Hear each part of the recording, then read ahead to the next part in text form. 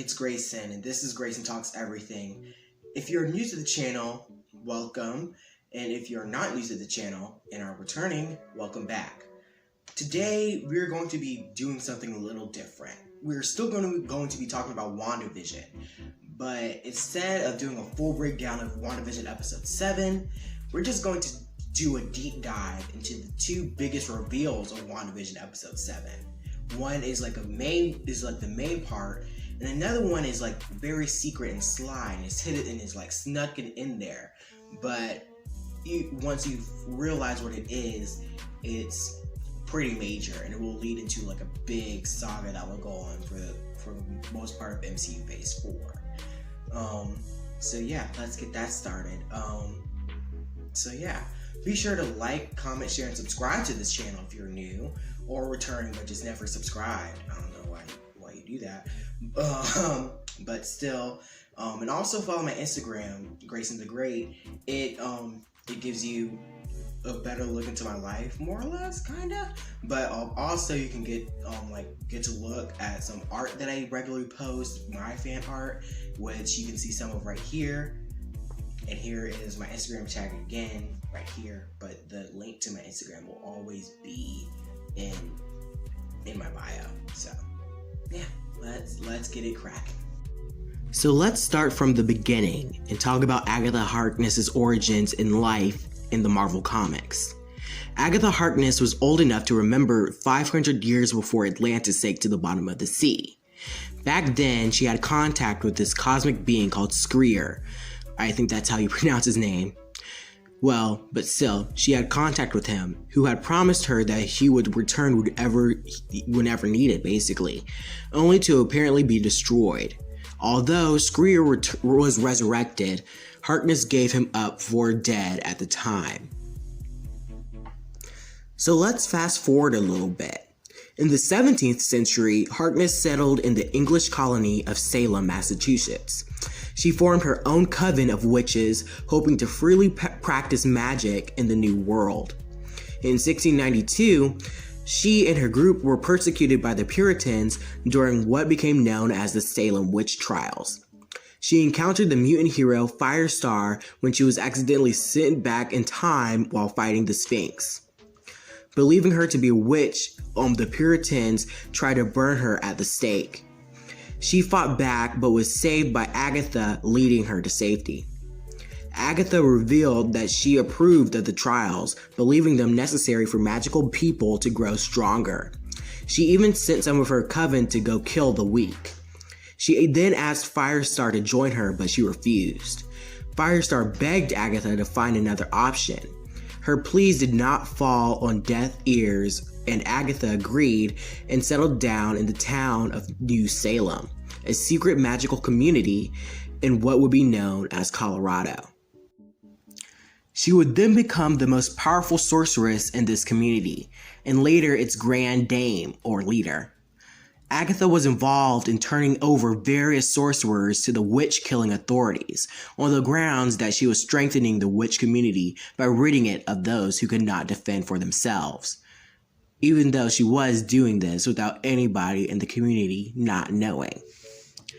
The fact that the New Salemites referred to the outsiders as mortals may also indicate that they had longer lifespans than the average human being.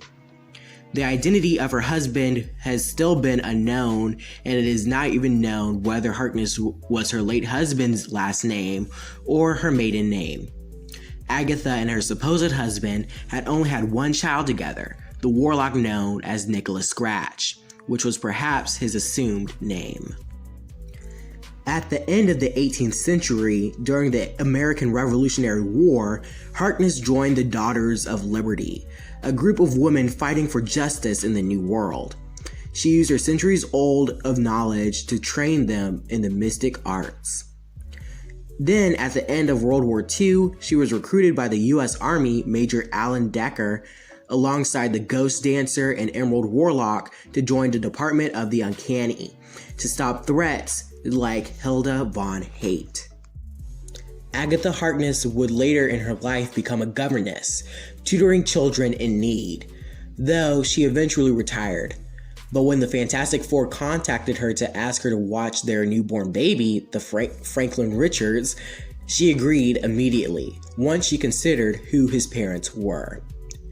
When the heroes first brought Franklin to her house atop Whisper Hill, she invited them to spend the night, as it was too late and too stormy for them to return home.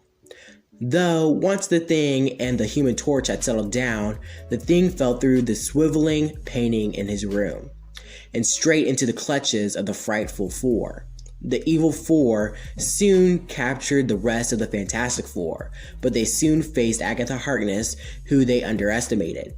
She warned them that her cat Ebony's hackles were up, but the wizard ignored her warning and attacked. The cat transformed into a massive panther and soon sent him fleeing out the window, where he smashed into a tree and was knocked unconscious. The Sandman and the Trapster attacked moments later, but Agatha turned the Sandman's body into rock and used her magic to convince the Trapster that the newly freed was a monstrous demonic creature, wherein he fainted dead away in fright. The rest of the Fantastic Four soon recovered as the Frightful Four's weapons crumbled to dust minutes before. Thanks to Agatha, they rushed to locate the baby and found him in Agatha's chair, sleeping soundly, before they also went to sleep at her behest. Ben Grimm spotted a book entitled Tales of Old Salem on an end table. Agatha taunted him with the possibility that she was a witch, which sent him running down the hall to his own room in fright. Agatha became Franklin's permanent governess afterward. Agatha would soon try to help Franklin when his powers start to emerge, and then Agatha used Franklin's power to help destroy Ultron for good. At least, that's what we thought then. Then, through the actions of her son, Nicholas Scratch, she was revealed to be a member of the previously unknown New Salem colony of witches. Scratch had taken control of the town and had persuaded its inhabitants that Agatha had betrayed the community's secrets by working for the Fantastic Four. She was abducted back to the community along with Franklin so that she might be put on trial. The Fantastic Four followed and came into conflict with the Salem Seven, the main group that was a part of the main defense of the town, and who was also Agatha's grandchildren through Nicholas Scratch as well. The Fantastic Four eventually won out and freed Agatha. In the process, the community of New Salem was shown the evil of Scratch, and he was banished into another dimension. Scratch tried to escape multiple times to get his revenge on the Fantastic Four. Each time they were assisted by Agatha, who eventually disowned her son. Now this is the real interesting stuff that we're getting to now. The Salem Seven once again took over the New Salem community. They captured Agatha and killed her by burning her at the stake.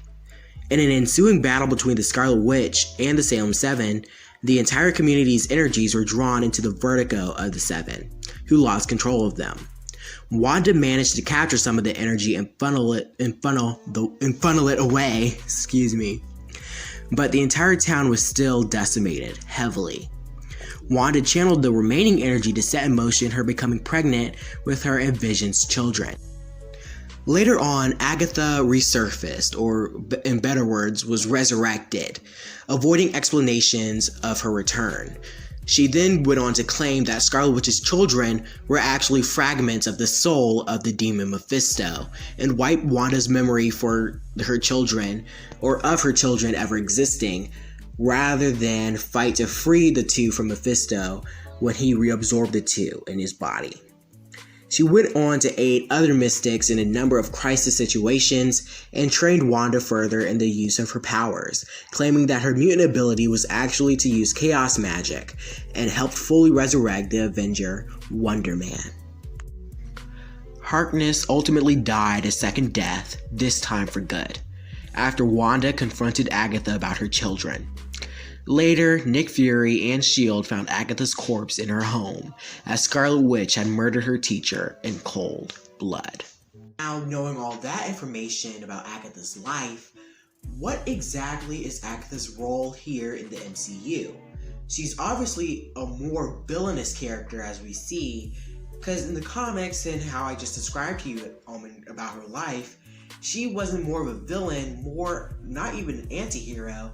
She was more of a chaotic neutral in a sense, where she just did stuff that fit her needs. She was more or less an opportunist. But what could she be up to? Because again, she is going full villain in this show. But my theories have been shifting as the episodes have been going along, because originally I thought she was like a part of Hydra or doing something with Hydra to get Wanda.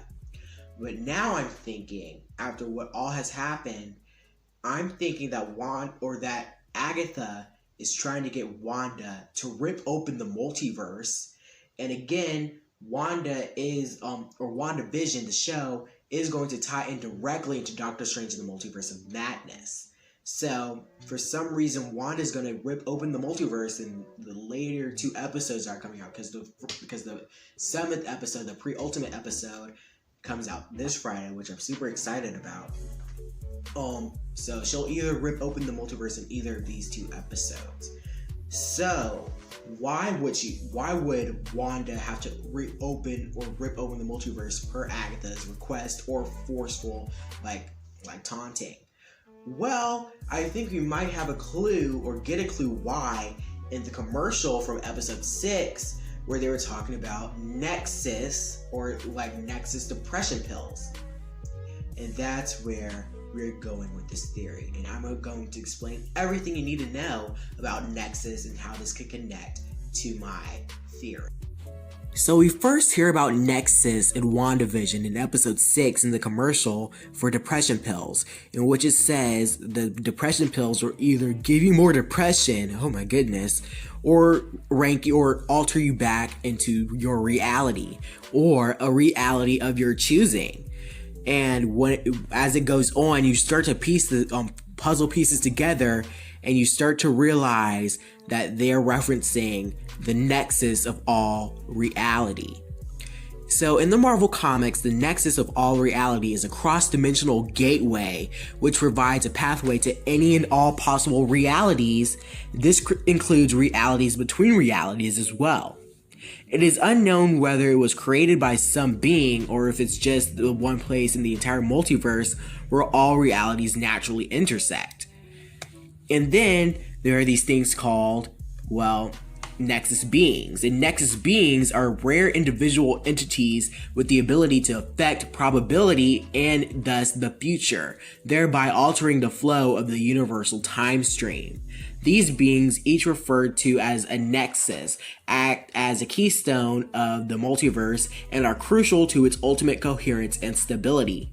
Nexus beings are vigilantly watched over by cosmic forces such as the Time Variance Authority and the Timekeepers to be aware of temporal changes that the Nexus beings may cause to the time stream and act accordingly. Also, another Easter egg here. The Time Variance Authority will also make their first appearance in the Loki TV show, so that might be a nice little pull, or a nice little connection between WandaVision, Loki, and Doctor Strange in the Multiverse of Madness.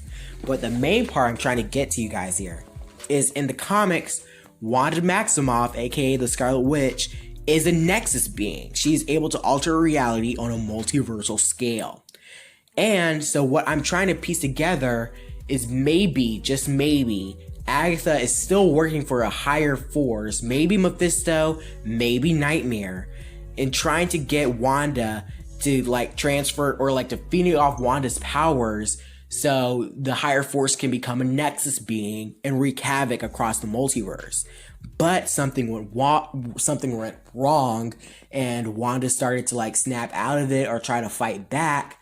So I think Agatha thought an easier way to get Wanda, or to get Wanda's powers, is to get her to have children and transfer her DNA, and therefore some of her Nexus powers and Nexus being abilities transferred over to the twins, which might be why in episodes 1 and 2 they were pressuring Wanda so much and influencing Wanda so much to have children. It honestly makes perfect sense almost. And that might be why the children were missing in the end of the episode after they went with Agatha. After Wanda was having, well, to say the very least, a mental breakdown. So that would cause Wanda a lot of stress if Mephisto or Nightmare was able to get a hold of the children and get their DNA or like reabsorb them to become Nexus beings, and now are able to walk the entire multiverse and alter timelines, realities, and to become its own personal like hellscape.